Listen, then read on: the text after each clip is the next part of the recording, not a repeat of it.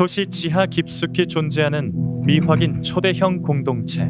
지하 세계의 신호들 발견의 시작. 2024년 4월 뉴욕 맨해튼 지하철 확장 공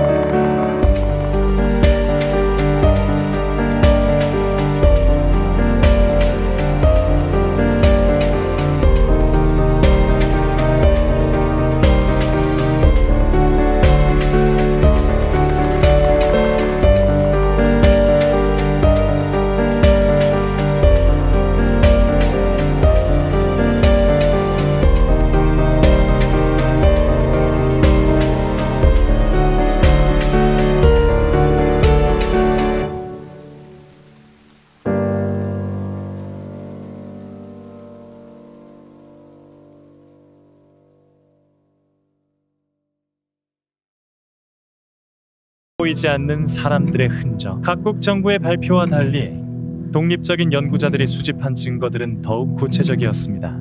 특히 도시 지하 시설 관리자들의 비공식적 증언들이 주목받기 시작했습니다. 뉴욕 지하철 25년 경력의 정비사 제임스 워커는 익명을 조건으로 충격적인 증언을 했습니다. 10년 전부터 이상한 일들이 계속 벌어졌어요. 분명히 폐쇄된 구간에서 사람 소리가 들리고 사용하지 않는 전력선에 전기가 흐르기도 했죠. 런던 하수도 관리공단의 전 직원 데이비드 브라운도 비슷한 경험을 털어놨습니다. 정기 점검 중에 우리가 모르는 새로운 통로들을 발견한 적이 여러 번 있었어요. 보고서를 올렸지만 항상 기밀로 분류되어 더 이상 조사할 수 없었습니다. 더욱 구체적인 증거는 도시 인프라 데이터에서 발견되었습니다. 전력 소비량 분석 전문가인 안나 페트로바가 발표한 연구 결과는 충격적이었습니다. 뉴욕, 런던, 도쿄, 파리의 전력 소비 패턴을 분석해보니 공식적으로 등록된 시설들로는 설명할 수 없는 대규모 전력 소비가 지속적으로 발생하고 있습니다. 이는 지하에 대규모 거주시설이 있다는 것을 강력히 시사합니다. 수도 사용량에서도 비슷한 패턴이 발견되었습니다. 공식 사용처로는 설명되지 않는 대량의 물이 도시 지하 깊은 곳에서 소비되고 있었던 것입니다. 통신 전문가 마크 톰슨은 더욱 흥미로운 발견을 했습니다. 지하에서 암호화된 통신 신호들이 감지됩니다.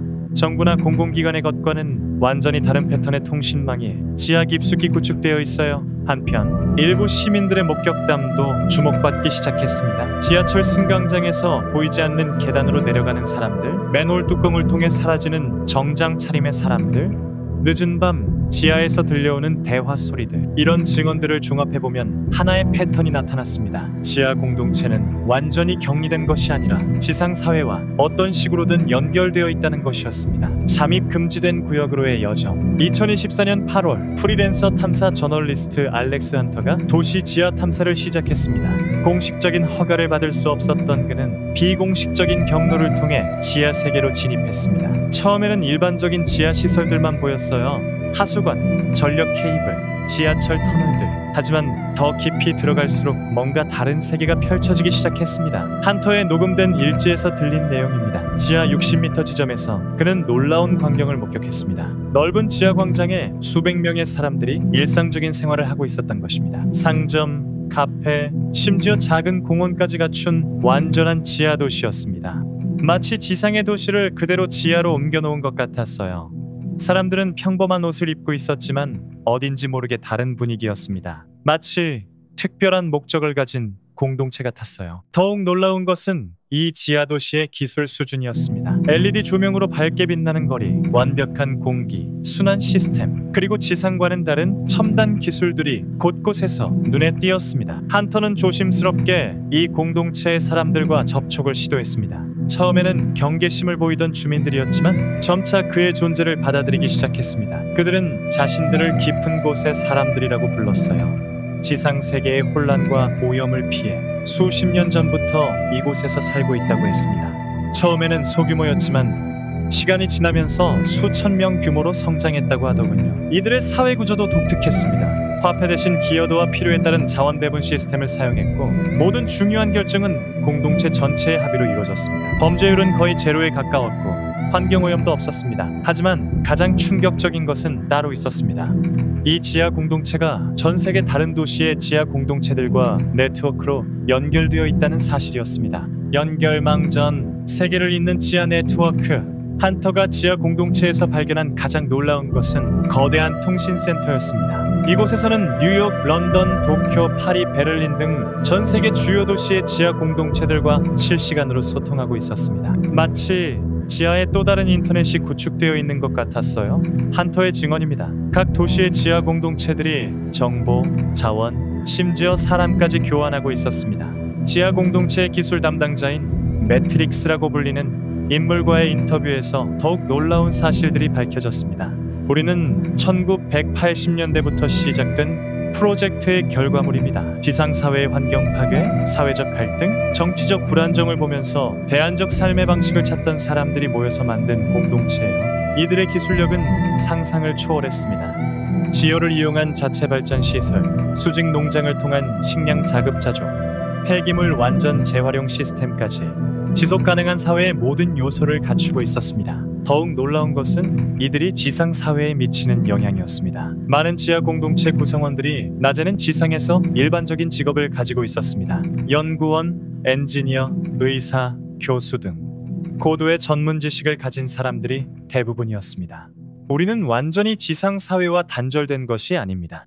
공동체의 대변인 역할을 하는 아테나라는 여성의 설명입니다. 오히려 지상 사회의 문제들을 해결하기 위해 지하에서 연구하고 개발한 기술들을 조용히 전파하고 있어요. 실제로 최근 몇 년간 주목받은 일부 환경기술, 사회혁신 아이디어들이 이 지하 공동체에서 먼저 개발되어 지상으로 전해진 것으로 밝혀졌습니다. 한편 이들의 존재가 각국 정부에 완전히 숨겨진 것은 아니었습니다. 일부 정부 기관과는 은밀한 협력 관계를 유지하고 있었고 때로는 국가적 위기 상황에서 기술적 지원을 제공하기도 했습니다. 공존의 미래, 두 세계의 만남. 한터가 지하 공동체에서 보낸 한 달은 그의 인생관을 완전히 바꿔놓았습니다. 그가 목격한 것은 단순한 은둔 공동체가 아니라 인류 미래의 새로운 가능성이었습니다. 그들은 우리가 포기했던 이상들을 실현시키고 있었어요.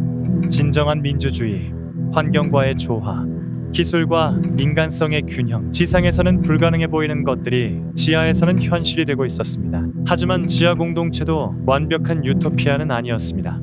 제한된 공간, 지상 세계와의 갈등, 그리고 무엇보다 공개적으로 존재할 수 없다는 한계가 있었습니다. 공동체의 지도자 중 한 명인 솔로는 이런 딜레마를 털어놨습니다.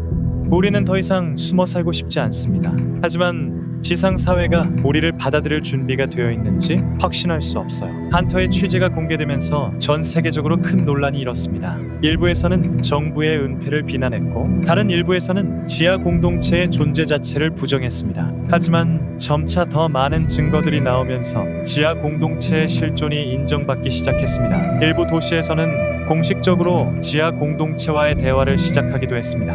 환경학자 레이첼 그린은 기후 위기와 사회적 갈등이 심화되는 현재 지하 공동체의 경험과 기술이 우리에게 중요한 해답을 제시할 수 있다고 평가했습니다. 2024년 말 현재 일부 도시에서는 지하 공동체와의 공식적 교류 프로그램이 시작되었습니다. 기술 교환, 연구 협력, 심지어 관광 프로그램까지 논의되고 있습니다. 한터는 마지막 보고서에서 이렇게 결론지었습니다. 지하 공동체는 우리의 미래가 될 수도 있습니다. 아니면 우리가 놓친 가능성의 증거일 수도 있어요. 중요한 것은 이제 우리가 선택해야 한다는 것입니다.